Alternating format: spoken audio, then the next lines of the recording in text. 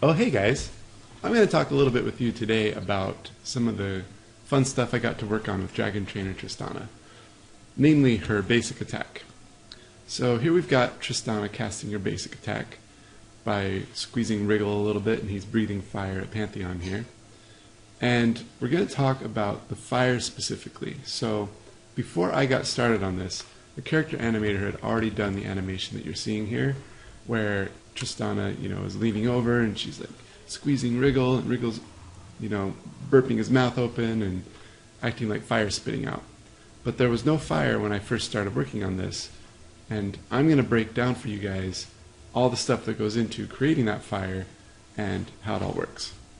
So we're going to talk first about the cast effect, is what we call it, which is all the stuff that's just happening on Wriggle's head. And then we're going to talk about the missile effect after that. So here we've got the glow ball that you see here that's illuminating out of Wriggle.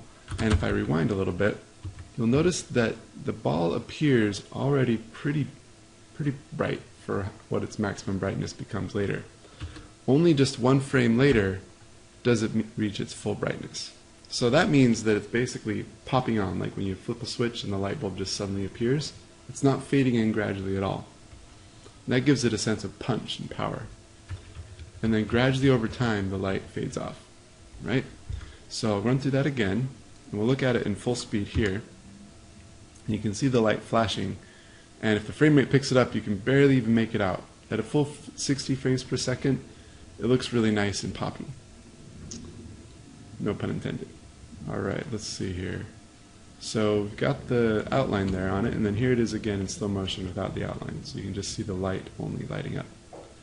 And really what this does is it ties it into the environment so that it feels like there's some energy coming from his mouth and it's casting a light that's radiating out from him.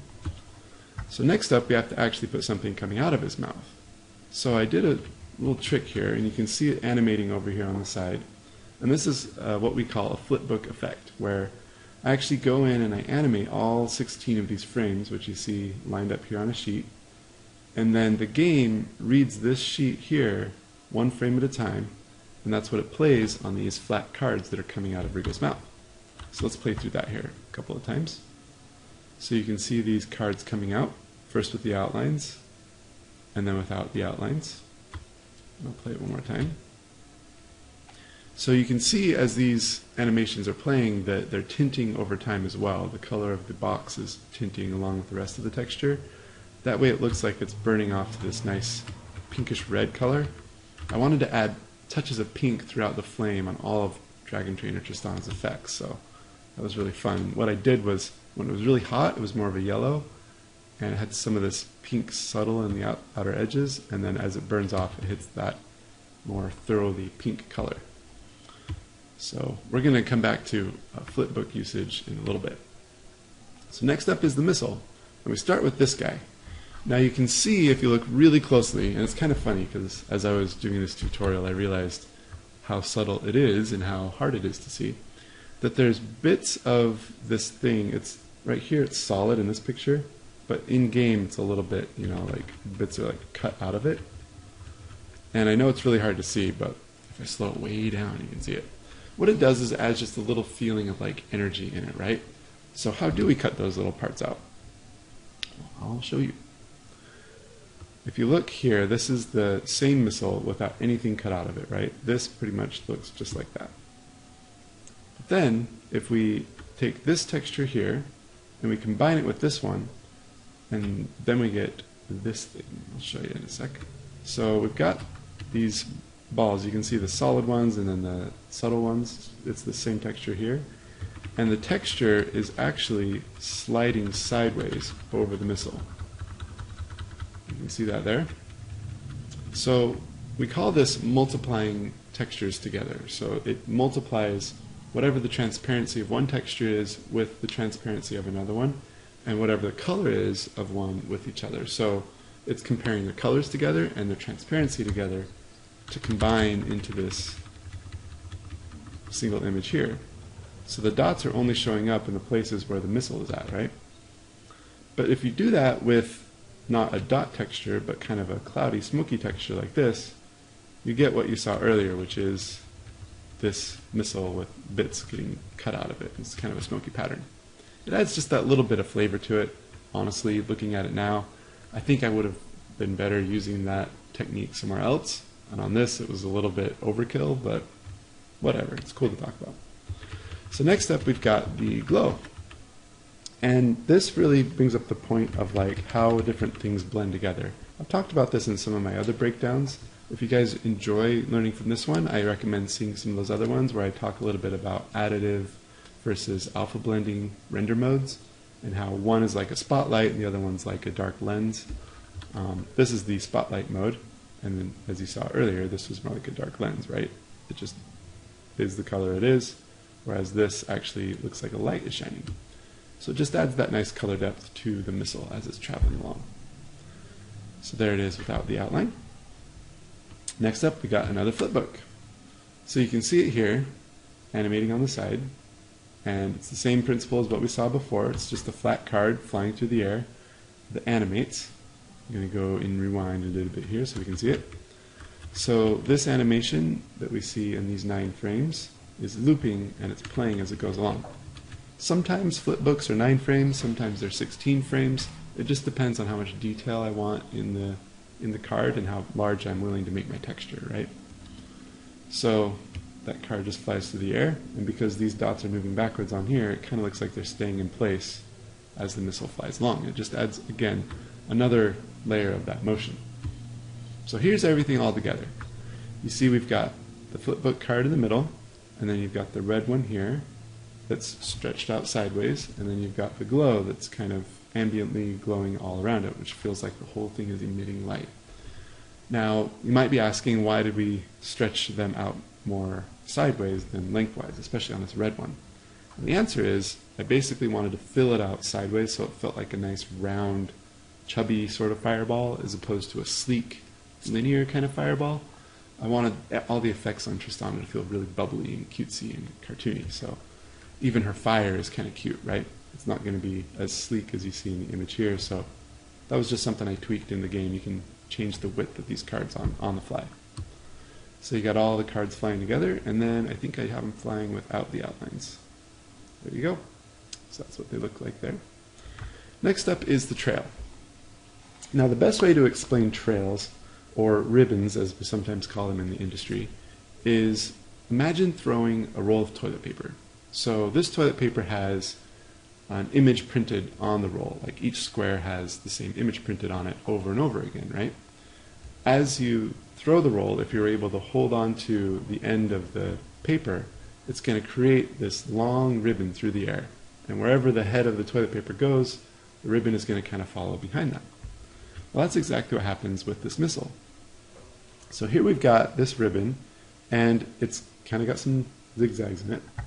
And basically what's going on is it's got this texture painted onto these squares of toilet paper. So this is actually a repeating texture that you see here, this smoke wisp that I painted.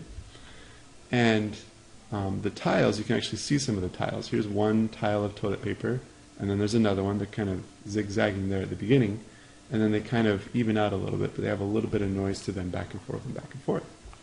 And that just creates a little bit of chaos in there. The reason it's angled at the front, so instead of like this front square being like a, perpendicular to the direction of motion, you angle it 45 degrees so that it creates a pointed leading edge instead of a flat, hard edge leading along. And so we've got an additive trail, and then the alpha blended trail. And you can see the colors are kind of different between the two. We really wanted some good color depth here, so we use additive and alpha blending together to create that effect. If you look at them together here, you can see the bright sort of lit part of the front that's like these desaturated yellows going into these saturated oranges and then blending up into pinks as it burns off and fades away. Something else we can do with trails, which is really cool, is we can actually change their color over time manually. So the older a square of toilet paper is, the longer it's been unrolled from the main roll, the more its color shifts over time to what we want it to be. And that's just something that we can set up in the tool. Also, we can set up how transparent it is. and how wide it is. So that's why you see up here at the edge, at the leading edge, it's a lot wider, but then back here at the tail, it's a lot skinnier. So that's a ribbon type of particle, and they're kind of fun to work with. They work in sort of this weird abstract way, but once you get the hang of them, they can do some really cool stuff. So that's the ribbon, and now on to the hit effect. So here's all of the hit effect together. You've got a flash, and then you've got bits breaking off from the hit. We're going to play that a couple times, and then we're going to start with, you guessed it, where is it? Oh, a flash. Okay, so, oh, we're not on that yet. Sorry, there it is. Okay, so we're going to start with this texture. This is that same texture we saw before, and it's going to work basically the same as it did when it was on Wriggle's mouth. It appears, in fact, I think I even copied and pasted the exact same information from what was on him onto what hits on the enemy for this specific thing. That's kind of cool with effects. You can oftentimes reuse little bits and pieces here and there. So it flashes and then it fades off. There you go. That's in slow motion. It's not as impactful when you slow it down, but you get the idea.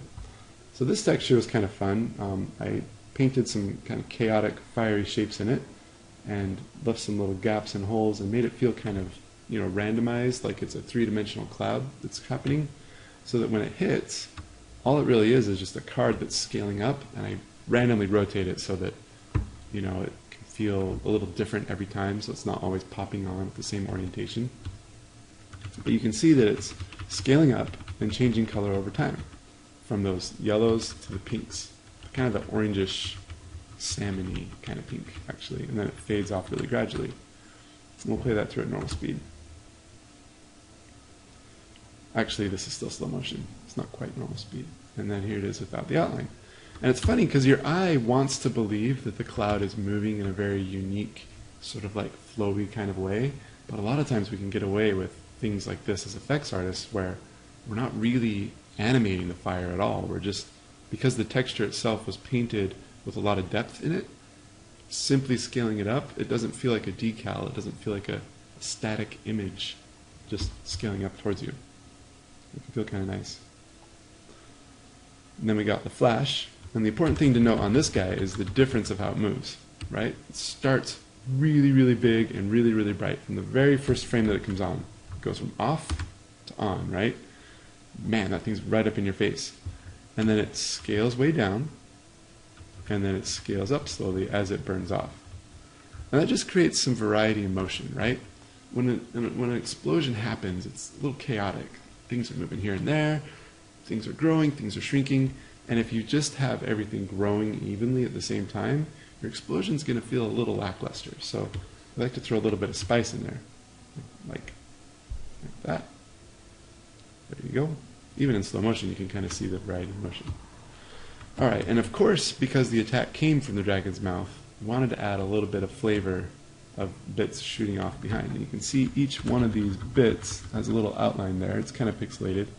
But basically what the game is doing is it's choosing a random one of these four. We have a parameter we can set up that it says, randomly pick from this texture one of these four images, right? So that it doesn't feel like the same little bit flying off backwards. And then we, of course, change that color over time to fade out. And here it is without the outlines. We start them out scaled really, really skinny, right? So that it creates kind of this cartoony sort of jaggedy explosion that's bursting backwards out of the target. And then they gradually fade out, and a little bit of gravity pulls them down so that they kind of gradually fall to the ground. Gravity's optional with effects, but sometimes we like to turn it on. So here's that flip book again. You can see it animating out of the back. And this is going to work with those bits that we saw earlier to create sort of a unified hit. You can see them all working together as they come out of the back. They feel like one piece. Here it all is at full speed with all the outlines on. And then we're going to see it, all the textures all at once, playing at the same time. So I'm going to just play this a few times through, and I'm just going to kind of comment on how it came together and what the goals were. So you can see we got it launching from Tristana at full speed. She's got all these different textures. They're popping on and popping off. When you put the outlines on there, it's kind of abrupt, but the textures Some of them you want to feel abrupt when they appear, right? You slow it down to slow motion so you can see everything happening. There's another note here. I want to rewind this. It's kind of funny. The limitations of the game, and this is the kind of stuff that we as effects artists see all the time, but maybe it's easy to miss because it happens so quickly. You'll notice here that the toilet paper roll, or the trail, is all cut off, hard-edged, and that's just the result of like the game engine not always getting the frame timing quite right. It's tricky for us to get it to always be predictable because the character animation is so dynamic and like kind of popping all over the place.